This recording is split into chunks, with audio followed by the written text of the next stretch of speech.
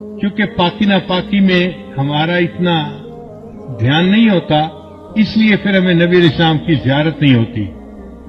بہت سارے لوگ یہ کوشچن پوچھتے ہیں کہ جی اتنے سالوں سے ہم کوشش کر رہے ہیں کہ ہمیں نبی علیہ السلام کی زیارت نصیب ہو، مگر نہیں ہوتی۔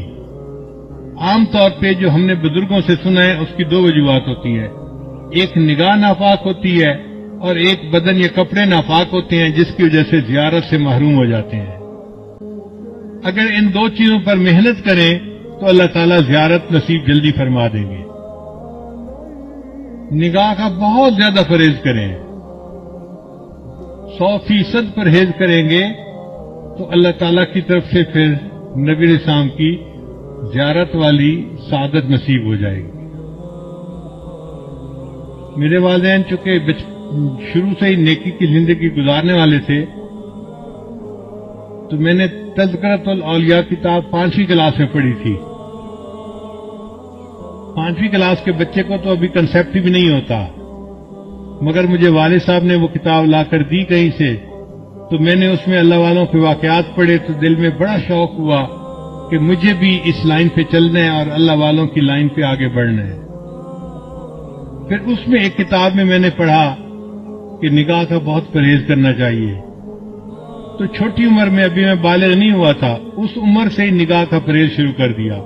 بہت بچتا تھا، بہت نگاہ کو بچاتا تھا، اور مجھے اس زمانے میں اپنی والدہ سے ڈانٹ بھی بہت پڑتی تھی۔ ہر دوسرے تیسرے دن کوئی محلے کی آنٹی آتی اور میری والدہ کو کہتی تیرا بیٹا جا رہا تھا، اسے تو ہمیں سلام بھی نہیں کیا، یہ تو ہمیں اپنی خالہ ہی نہیں سمجھتا۔ اور امی مجھے بلا لیتی تھی، بیٹا وہ تو نے اپنی خالہ کو سلام کیوں نہیں کیا، یہ تو میری کلاس فیلو تھی، یہ تو میری سہیلی تھی، ہم بچپن کی دوست ہیں، تم سلام تو کرتے۔ اور مجھے پتہ بھی نہیں ہوتا تھا کہ یہ آنٹی کہاں گزری تھی اور کہاں اس کو سلام کرنا تھا۔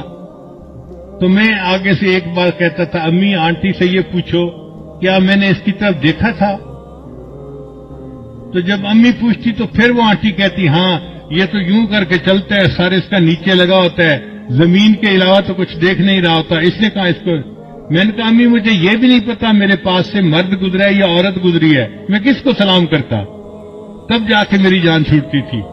لیکن اندر اندر مجھے بہت غصہ آتا تھا ان آنٹیوں پہ، سارا محلہ خالہ بنا ہوا ہے، سارا محلہ آنٹی بنا ہوا ہے، اور بس ان کو سلام ہی کرو چلتے ہوئے۔ لیکن نگاہ کی اتنی حفاظت کا بہت فائدہ ہوا۔ مجھے آتے جاتے جوتوں کی آواز سے پتہ چلتا تھا کہ قریب سے کون گزر رہا ہے۔ عام طور پہ مردوں کی جوتوں کی آواز اور ہوتی ہے اور عورتوں کے جوتوں کی آواز ڈیفرنٹ ہوتی ہے، اس سے اندازہ ہو جاتا تھا کہ قریب سے گزرا کون ہے، ورنہ کپڑا بھی نہیں دیکھتے تھے کہ قریب گزرنے والا کون تھا۔ اتنی نظر کی حفاظت کرنی ہوتی تھی۔ اس پر اللہ رب العزت نے پھر جو مہربانیاں کی وہ اب کیا بتائیں آپ کو۔ ہمارے ایک ساتھی ہیں لاہور کے، ایک دن مجھے کہنے لگے کہ میں آپ کو ایک بات بتاؤں، مجھے حضرت نے بتائی۔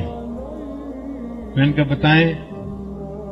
کہنے لگے کہ حضرت نے مجھے بتایا کہ دیکھو اس وقت آپ کسی مسجد میں کھڑے تھے، آپ کی طرف اشارہ کر کے حضرت نے کہا کہ اس بچے کو اس وقت 100 سے زیادہ مرتبہ نبی علیہ السلام کی زیارت ہو چکی ہے۔ میں سن کے حیران ہو گیا، اور حیرت مجھے اس کی تھی کہ پتہ اس کو کیسے چلا۔ اس نے کہا جی کہ مجھے حضرت نے یہ بات بتائی تھی، شیخ نے یہ بات بتائی تھی۔ تو نگاہ کی حفاظت کا پھر یہ فائدہ ہوا کہ اللہ تعالیٰ نے 30 سال کی عمر سے پہلے 100 سے زیادہ مرتبہ نبی السلام کی زیارت نصیب فرما دی۔